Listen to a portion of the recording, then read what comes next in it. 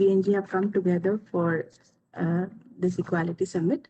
And one of the event in this is My Story. So on behalf of our team, I welcome you all to My Story.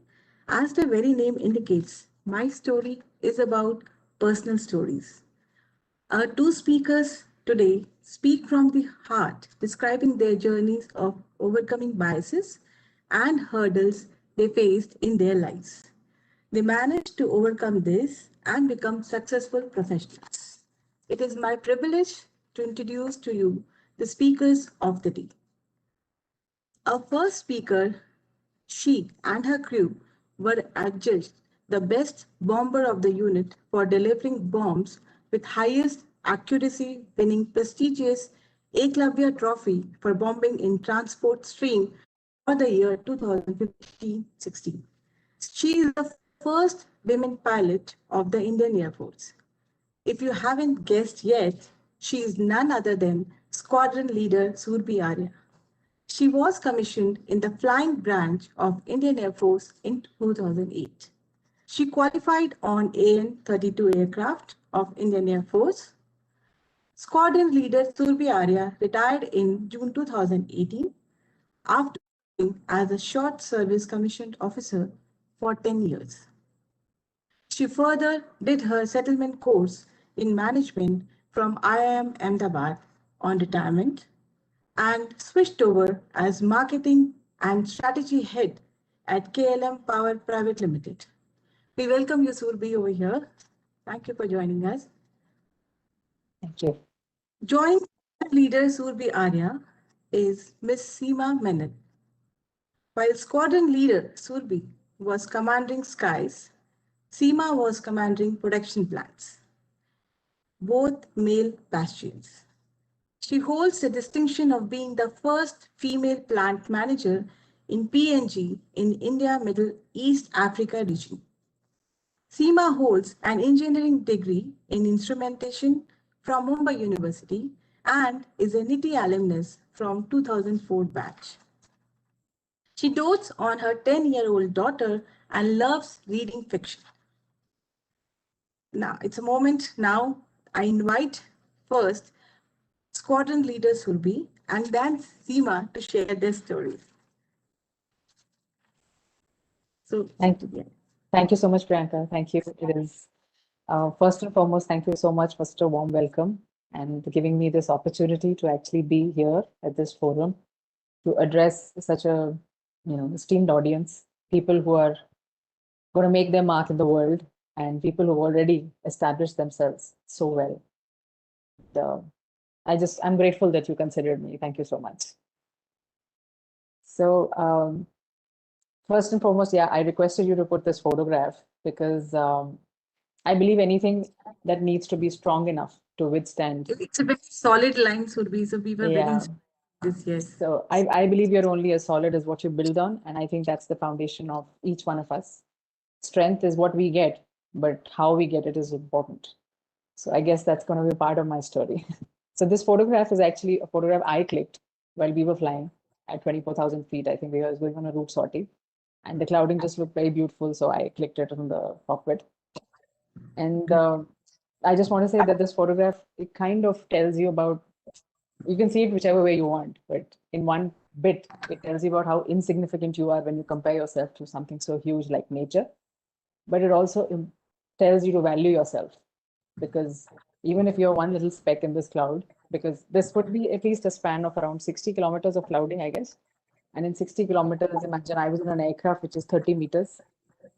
And I was 1.7 meters of height, 1.67 if you want to be specific, a little small little dot in the sky. But I was flying that aircraft, right? So you could consider yourself as that significant as well. So that's why I wanted to make sure that everybody saw what's the perspective like. In aviation, this is a very common term, perspective. How you see yourself, how you see the runway when you're going in for a landing, how the sky looks to you, how the ground looks to you. It's a pilot's perspective. I think that's how we should go about our life too. And that's how I have been, going about my life, perspective. Right?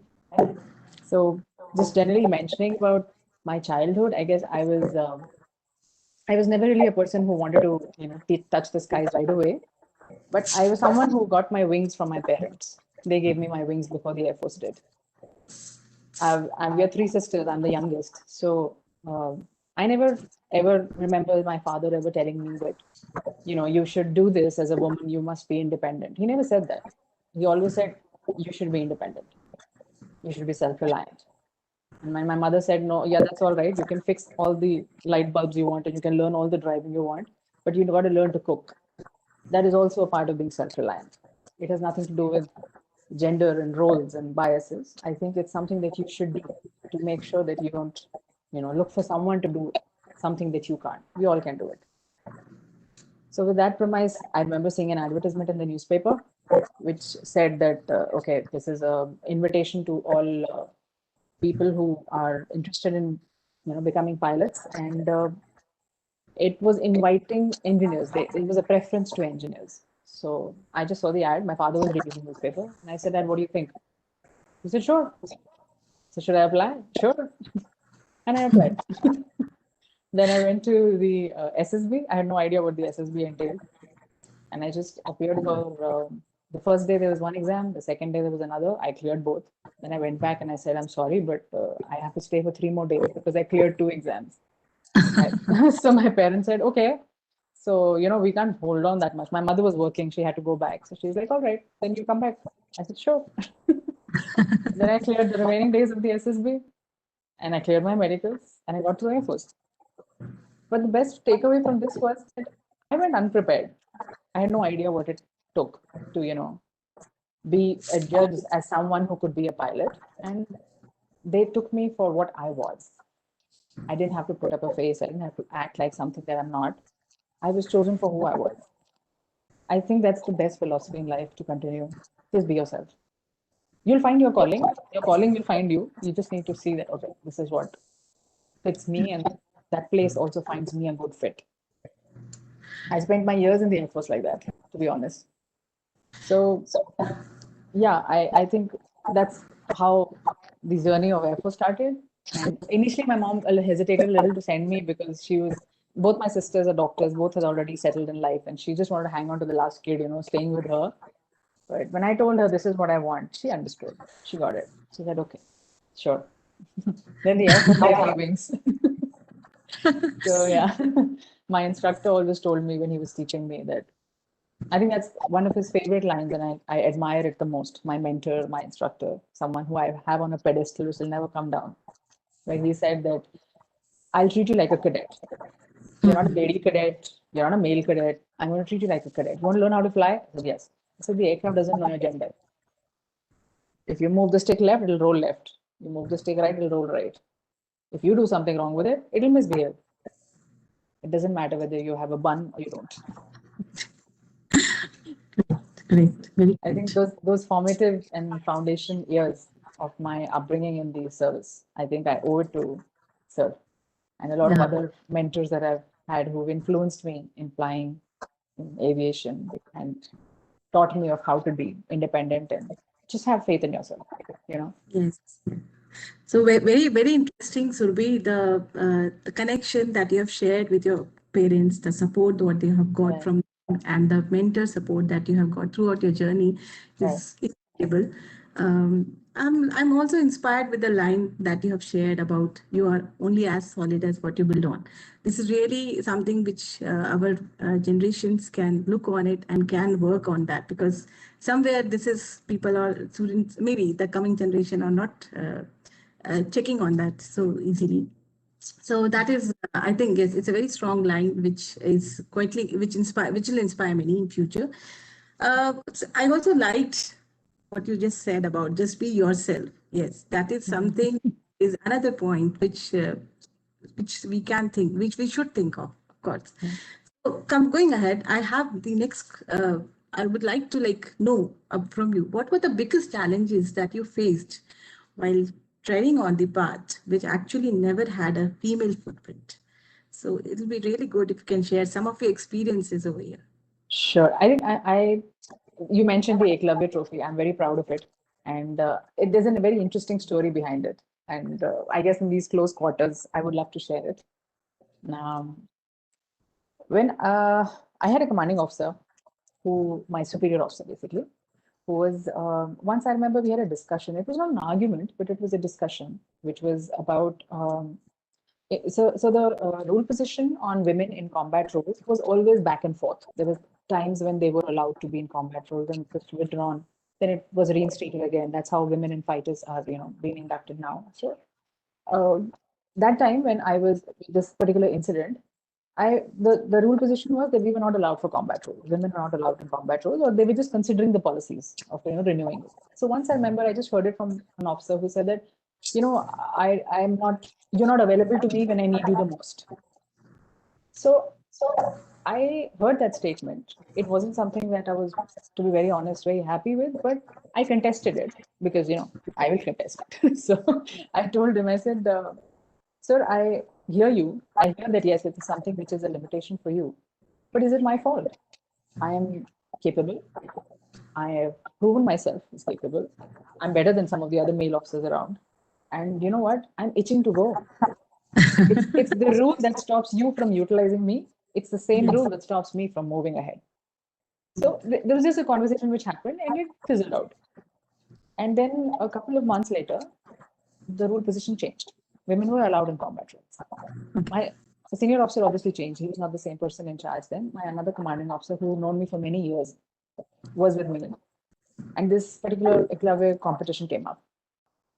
And he just called me to his office. He said, Surbhi, I'm planning you for this sortie as captain. I said, okay, sir. He said, this is your crew. You choose your navigator and you go. I said, okay, sir. He said, and then I remember when I was leaving for the office, he said, I want you to do well. I said, yes. And we prepared, my crew, we all prepared for the sortie. We, went right up to the T and we just did what we are supposed to do. We performed the way we've been taught, our training, our SOPs. We used each one of them to the T. We made sure that we followed it. And as luck would have it and as God's grace, we won. Yeah, we did the best out of the competitors.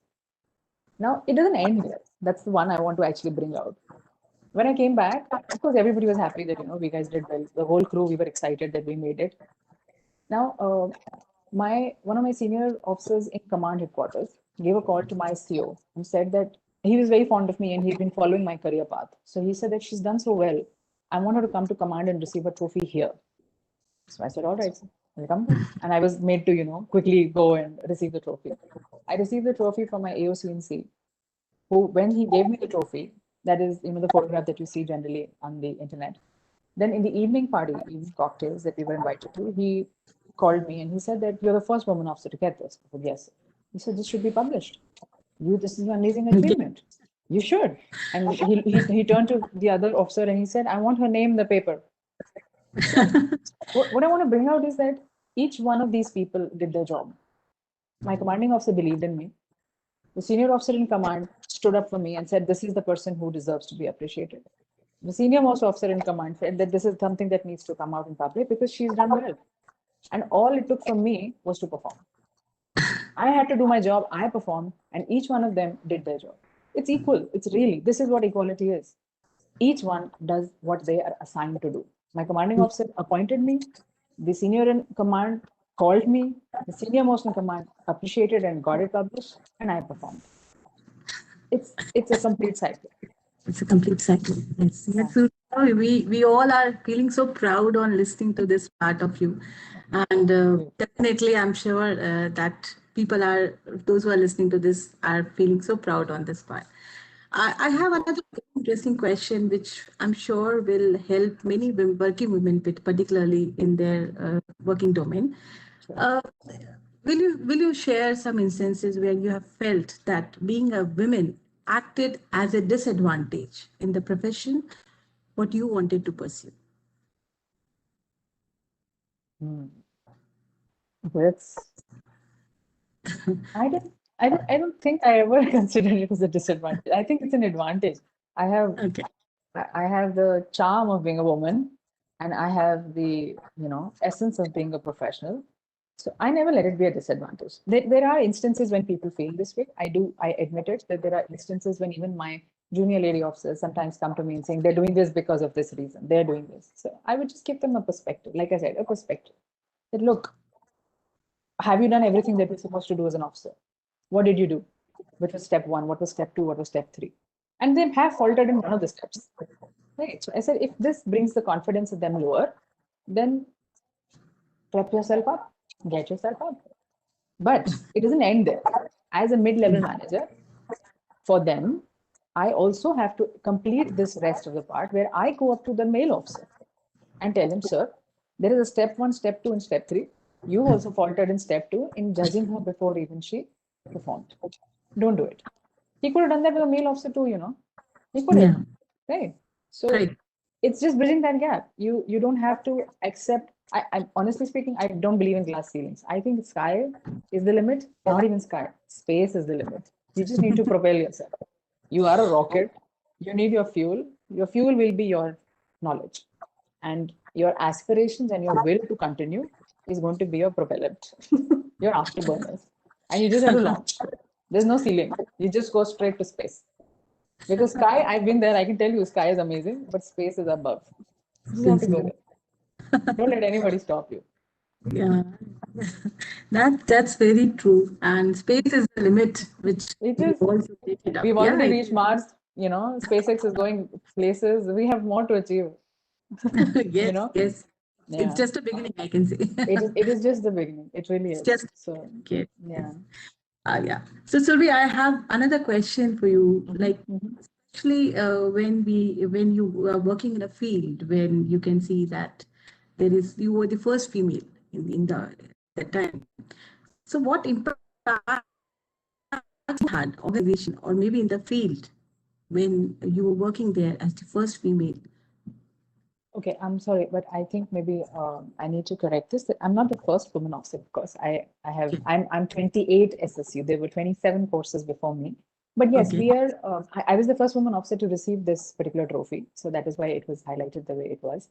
So I would say that 1 SSC to 28 SSC, there are always new challenges coming, right? So because 1 SSC faced what they faced, and because the organization made room for them, but obviously what is required, until you get on the field, you don't know what actually is required. Changes within the organization to accommodate this particular effort of getting women officers in the field. So because they are there is why I have got some privileges. Because I have gone and maybe participated in an ECLA competition or gone somewhere else. So, how would you sum up your journey in? Yeah. Yeah. So sorry. I think there was a network issue. Yeah. Please continue. Worries. Please. No, I'm done. Please continue. Yeah. So, I just wanted, if I will ask you, please sum up your journey in one line or maybe one word. How would you like to do that? One line. I think perspective. That's my favorite word. I have a perspective where I say that it's nobody's world. It's not a man's world. It's not a woman's world. It's the world of opportunities. You choose yours. That's great. That's really great, Surbhi. And it was really, I'll say, interesting and also motivating for many of us to hear you and to know your part of story. And I'm sure it will inspire many of our listeners today. And thank you. Thanks a lot for joining. I request you to please stay with us, and sure. We'll continue with Seema. I'm back again for the Q&A session. Definitely. I'm waiting to hear Seema. Thank you. Thank you. Thank you. Yeah. Welcome, Seema. So thank you, Priyanka ma'am. You can just call me Priyanka. Seema. So thank you, Seema. Yeah. So just to add on, like I also wanted to join NITIE when you have joined. So maybe we would have been batchmates. I'm not sure. So then definitely I'll call you Priyanka. Yes, Seema. So it's really great to have you over here, and I'm sure for many of the students who are going to listen to you, your story will be quite inspiring for them, and knowing the field in which currently you are engaged with, it's challenging, and it is very interesting. So we are just waiting to hear your part of story. How will you describe your story? And I welcome you all and I request you to start. To please begin with. Thank you. Thank you very much, Priyanka. Surbhi, that was super inspirational. This is the second time I'm hearing you.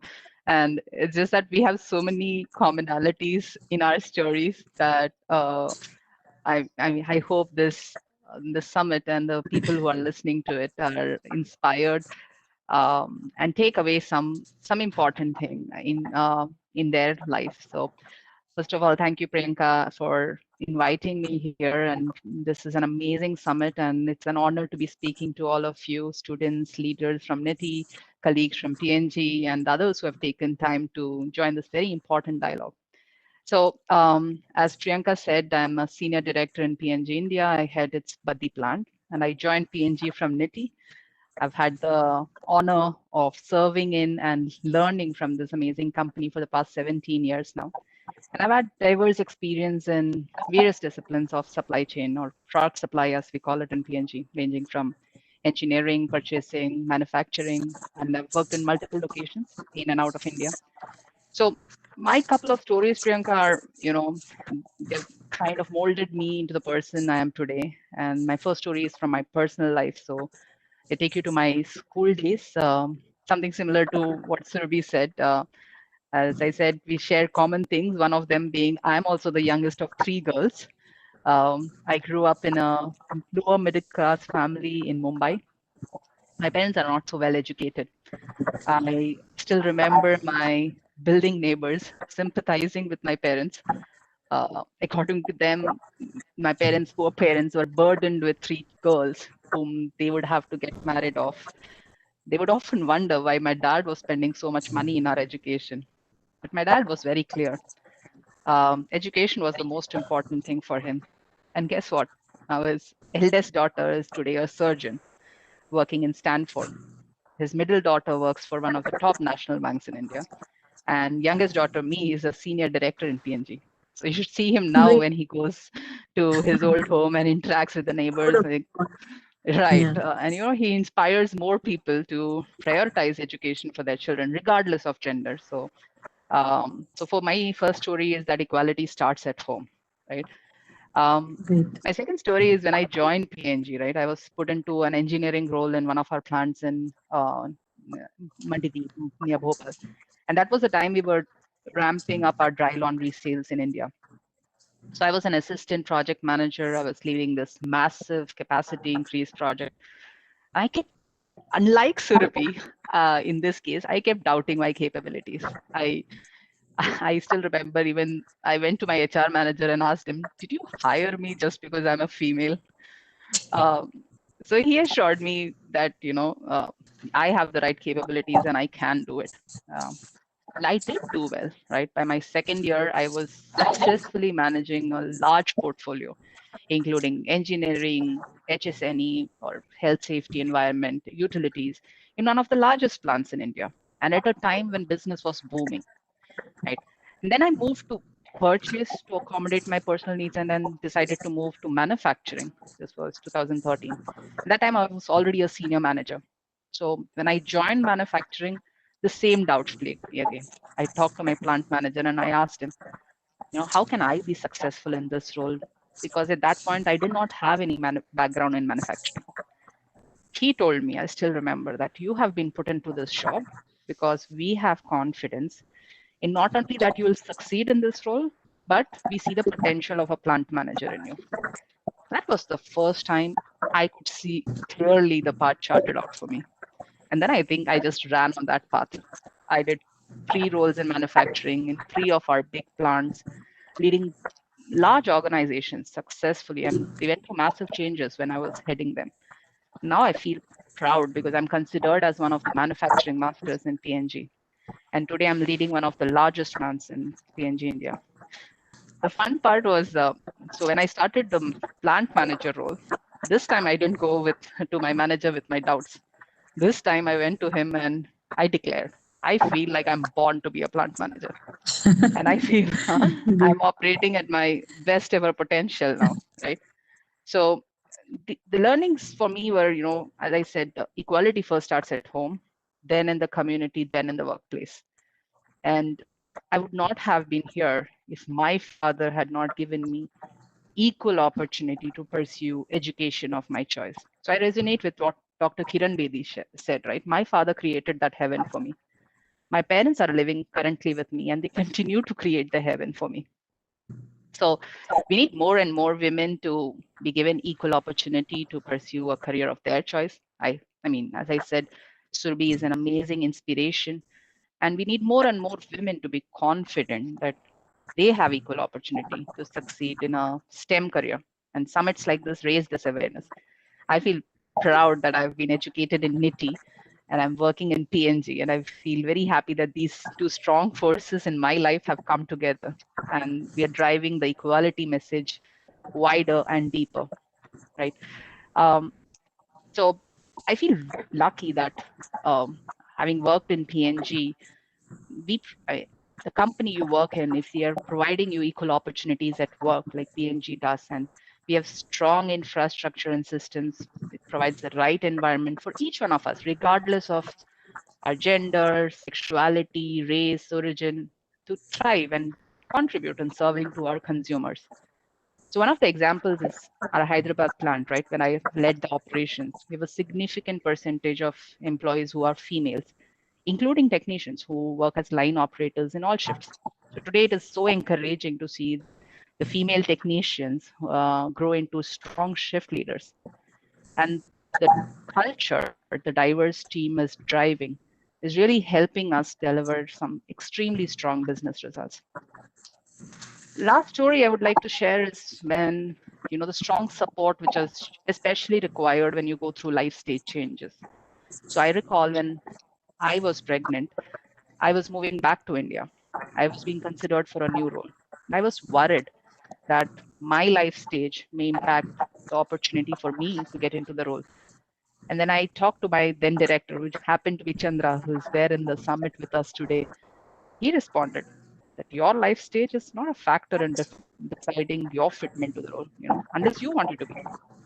So I went into the role, took a maternity leave while I was in the role, came back to the role, and then got promoted.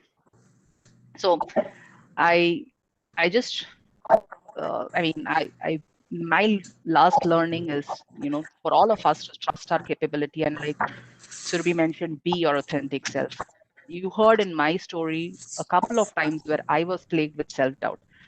And I feel blessed that my managers and mentors in P&G saw past those self-doubts and made me the person whom I am today. So today I'm not a female plant manager. I'm a strong plant manager. So that's something I'm very proud of. So Priyanka, that's my story. Thank you, Seema. It's really inspiring, and what you said is about equality starts at home. It is very true, and yes, it's both the stories shared by you and Surbhi is starts from this only, that you both have got a very strong support from home, from your parents, and somewhere, yes, it's a beginning of a good journey.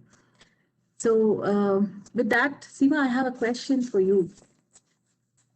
Uh, Going ahead, what is that one turning point in your life which led you to think that you would not give up?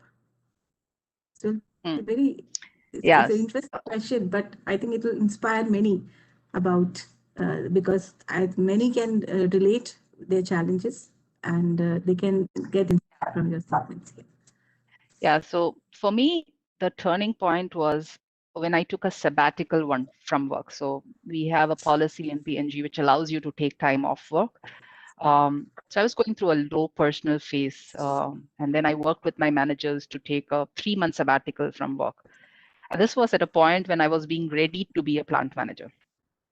But at that point, I was like, I don't just want to be a plant manager. I want to be a successful plant manager. And I really needed time off to think, what is it that I wanted in life? And the sabbatical helped me, like reset button on my personal life. And at the end of my sabbatical, I was very clear that my passion is to be in manufacturing. So that for me was a turning point because I came back to work with better physical, mental health, vigor, and I have not looked back since then.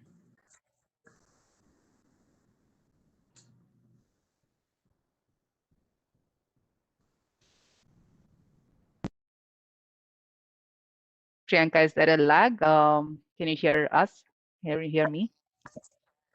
Yes, yes, Seema, I can hear you. I think there is a little internet issue. Yeah, please continue. Yeah. No, I just answered. I don't know if you were able to capture it. So that's what my story was. Yeah, sure. Thank you, Seema. I think there was a gap. Yeah.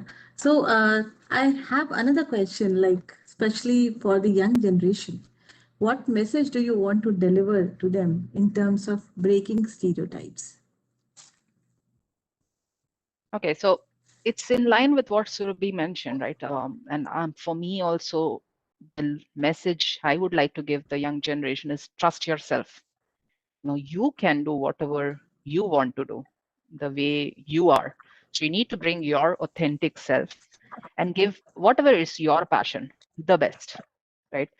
And so once you're your authentic self, you give yourself back, you give your best, you don't hold yourself back. And then you will automatically see these stereotypes just fizzling out. And you'll see the universe aligning itself to make a path for you to blaze, you know. So you just have to be very, very focused on what you want and trust yourself and give your best. So that's what will help. Yeah. Don't worry about these stereotypes. So it's like being self and follow your passions, right?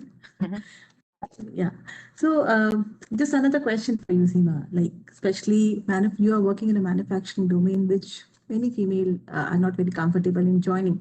And as you know, you were part of NITIE. You know all our feelings. So it'll be really inspiring if you can share, or if you can inspire our female students also, in terms of by addressing them. How does the corporate has changed itself to accommodate more women leaders on post, which is predominantly occupied by earlier by the male parts, basically. Okay, so the question is about how corporates, so not about how the students should think about it. Okay, Yeah. I think firstly, it's we've raised awareness, right? I think the first gap we see is in just awareness. So the awareness about the gap, the biases, I think we see a lot of work happening in the corporates on that. And summits like this just help, raise that awareness about the biases, about the gap in gender equality, if there is, and then being very specific and intentional in bridging the gap and breaking the biases. So it can be via such dialogues. We definitely need more training workshops where we can drive a more inclusive culture. And then you have a lot of support systems, right? So obviously the recruitment system needs to be designed such that we ensure we are tapping into all talent, irrespective of gender. And you have support systems like creche or maternity, paternity leave, not just for natural but also for adoption. So I think more and more companies are designing systems. I can definitely talk for P&G, where we've been given the opportunity and the right infrastructure to thrive in manufacturing. And to that extent, as I will go back to what Surbhi said, right? I think if you have the passion for manufacturing, then it doesn't matter if you're a male or a female. Um, you will you may face the initial challenges, but you will see your strengths, and the organization will see your strengths, and that will, if those are aligned, you'll just succeed. Yeah, thank you, Seema. So we'll start with the audience questions now. And this is the first question for you, Seema. The question is, and very interesting. What can women do to create and leave a legacy?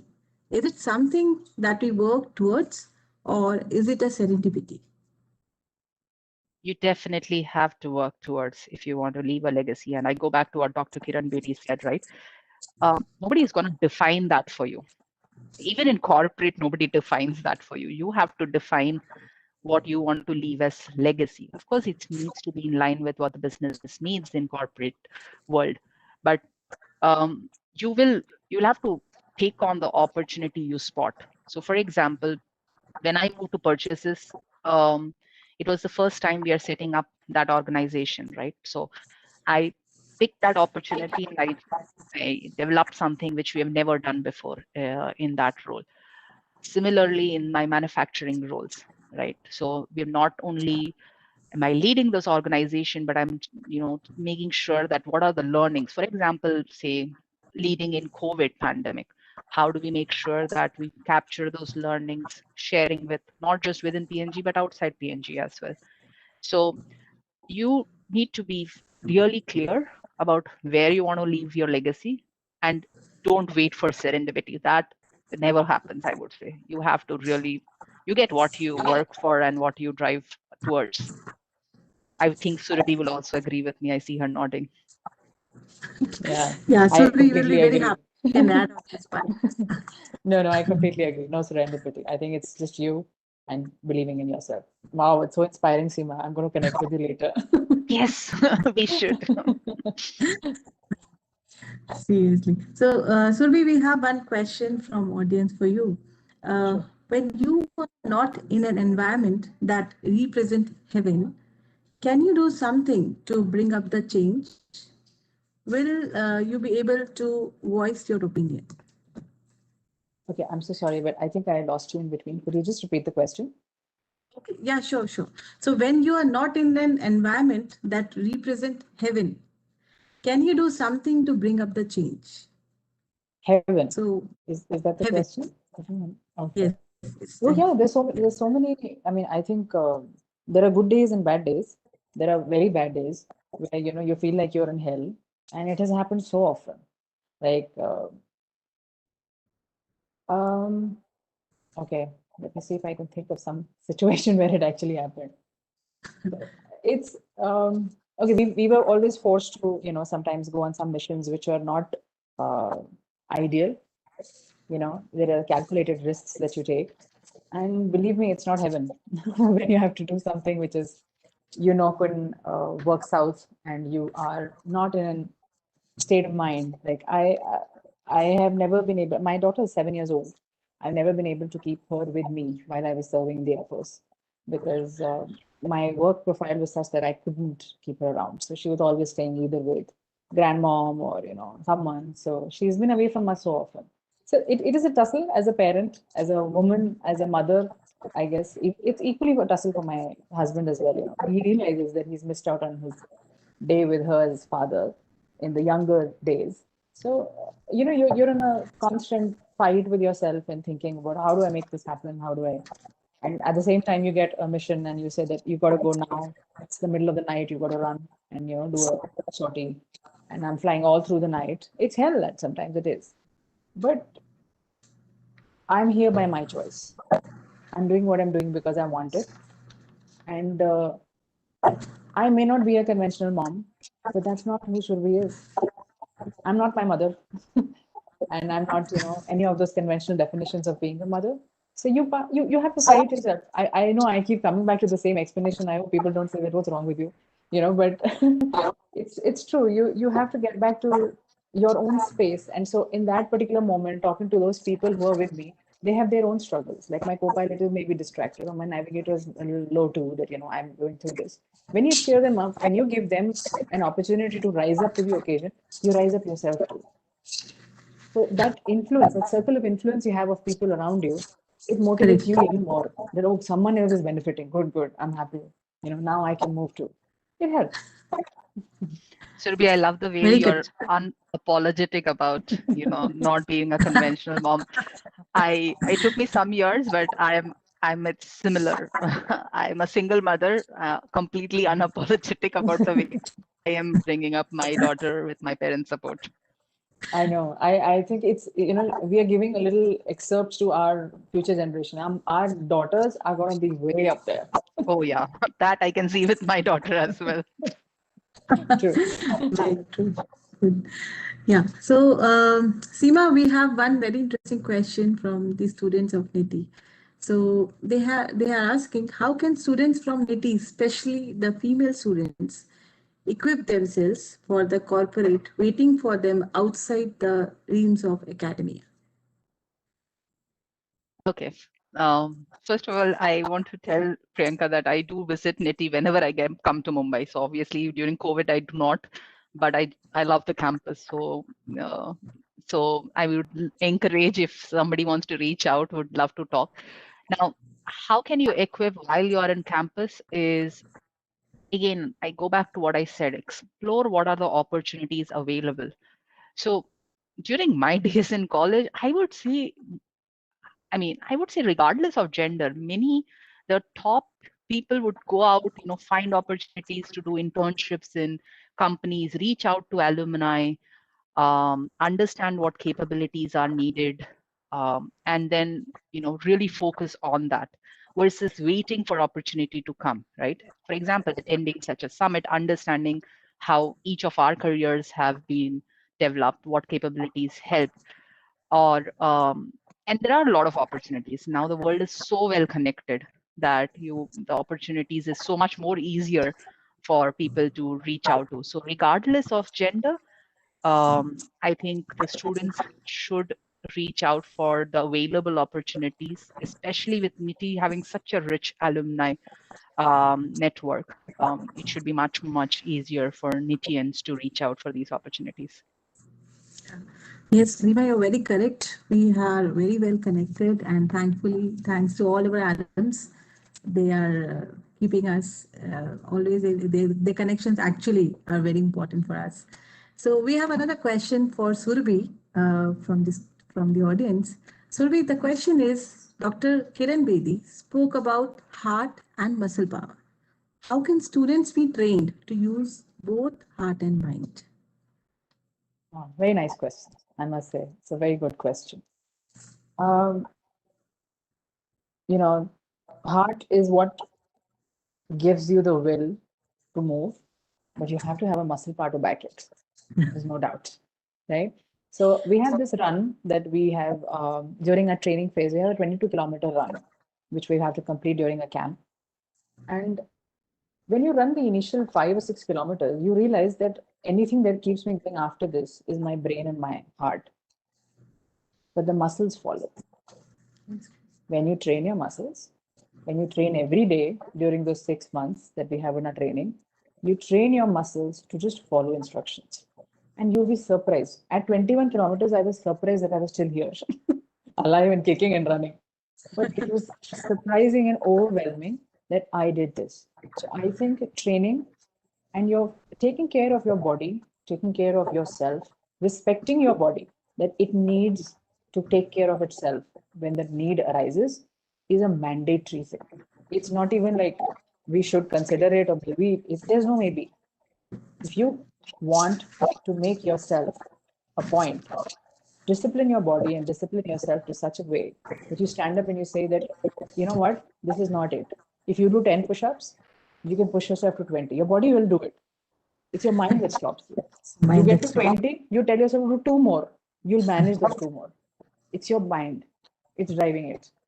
But you have to train your muscles. Don't think that 20 is enough. It is never enough. It's yes. never enough. This is really when we all can practice. Yeah.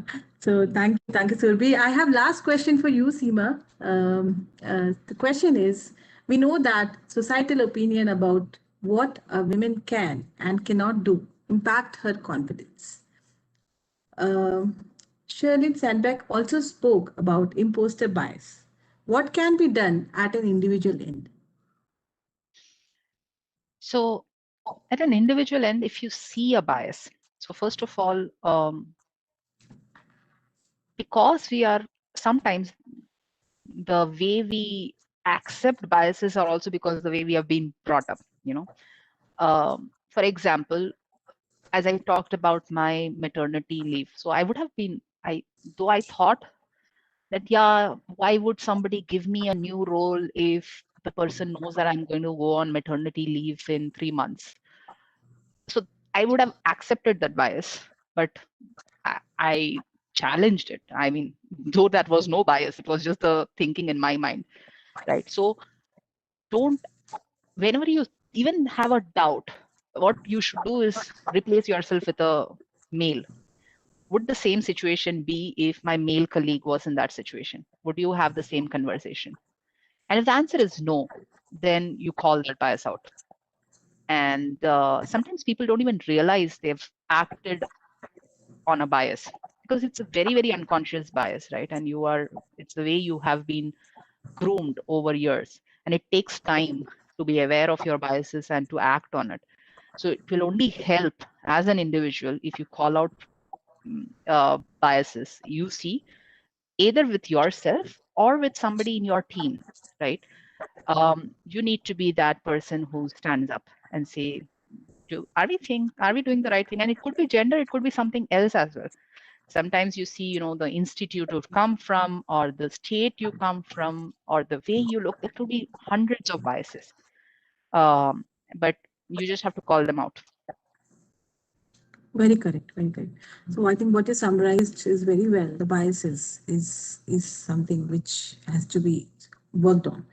Yeah, I think with that, this was really inspiring, and I'm sure the purpose of this session, my story, has truly fulfilled everyone's expectations, and we all have truly enjoyed your part of story and your share of your journey. And I'm sure all the students, all the audience have learned a lot from that. With this, we will come to the end of this session. But before that, we request both of you to we'll have a group photograph. So I request my team to take one group photograph for this for the session. So let's have a big cheese. Yeah, I'm saying cheese under my mask. Okay, so That's good, Seema. No problem. Have a big smile there. Thank you. I Yeah, I hope they have done this. Yeah. thank you very much, Priyanka. Thank you so much. Thank you. Surbhi, it would Thank have you been very so much. awesome if it had been a physical summit, but at least we could meet virtually and let's stay Really. connected. I'm so inspired, Seema. Seriously, it's a real treat to hear you. And by the way, just I know I'm ending this on a personal note, but my sister's in Stanford too. She's a surgeon, vascular surgeon. Oh my God, that's Can you believe that? What a small world. what a small world. But wow, truly inspiring. I am inspired Thank today. you. I am. Thank you so Same much. here. Thanks for the forum. Thank you, both of you for joining us, and it's good that you found the connection in another way. I did, I know. So I think I'm connected to NITIE and P&G right away. Thank you.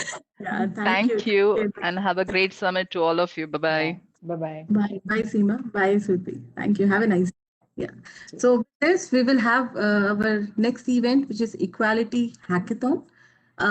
This will be introduced by Professor Ruchita Gupta after some time.